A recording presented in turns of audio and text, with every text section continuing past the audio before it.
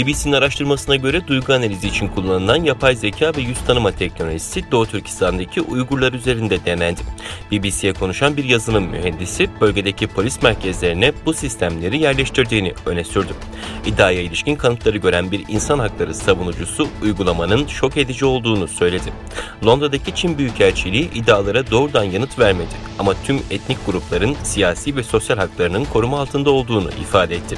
Yazılım mühendisi güvenlik kaygıları nedeniyle kimliğini gizli tutma şartıyla BBC'nin araştırmacı gazetecilik programı Panoroma'ya konuşmayı kabul etti.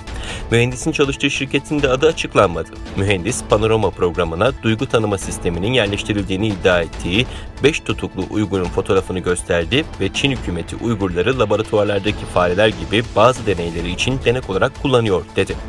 Mühendis yapay zeka sistemlerinin yüz ifadeleri ve deri gözeneklerindeki dakikalık değişimleri bile tespit ve analiz edebildiğine ilişkin kanıtlar da gösterdi.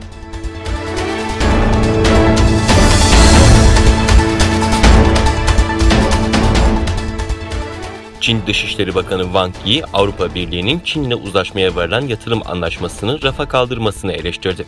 South China Morning Post'un haberine göre Wang, Münih Güvenlik Konferansı'nın bu yıl düzenlenen 57. buluşmasında konuştu. Wang, AB parlamentosunun Çin'le uzlaşılan yatırım anlaşmasının onaylanmasını durdurmasını eleştirerek Sincan Uygur Özerk Bölgesi'ndeki insan hakları ihlalleri iddiaları nedeniyle Avrupa Birliği'nin Çinli yetkilileri cezalandırma kararına şaşırdığını söyledi. İnsan haklarının ticaret meselelerine bağlamanın yanlış olduğunu savunan Wang, Uygur bölgesindeki soykırım iddialarının yalan ve söylenti olduğunu öne sürdü.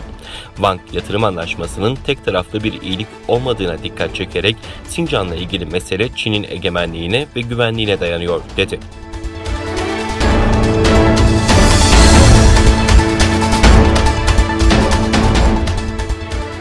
Çin hükümeti Tencent destekli online emlak devi KE Holding'e yönelik soruşturma başlattı. Reuters'ta yer alan habere göre Çin Devlet Piyasa Düzenleme Kurumu KE Holding'e rekabeti ihlal ettiği gerekçesiyle soruşturma açtı.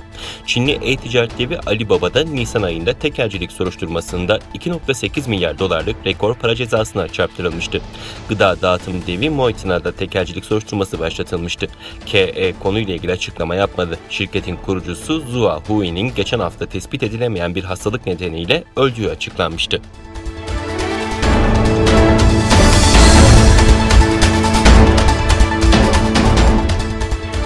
ABD'nin eski başkanı Donald Trump, koronavirüs salgınının kaynağının Çin'in Wuhan kentinde yer alan laboratuvar olduğu konusundaki iddiasında haklı çıktığını savundu.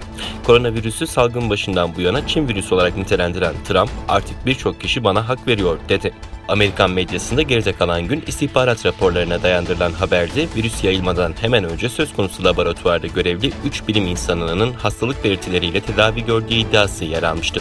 Öte yandan eski ABD Başkanı Trump bu hafta Amerikan-Çin Sivil Haklar İttifakı tarafından COVID-19'u Çin virüsü olarak adlandırdığı için dava edildi.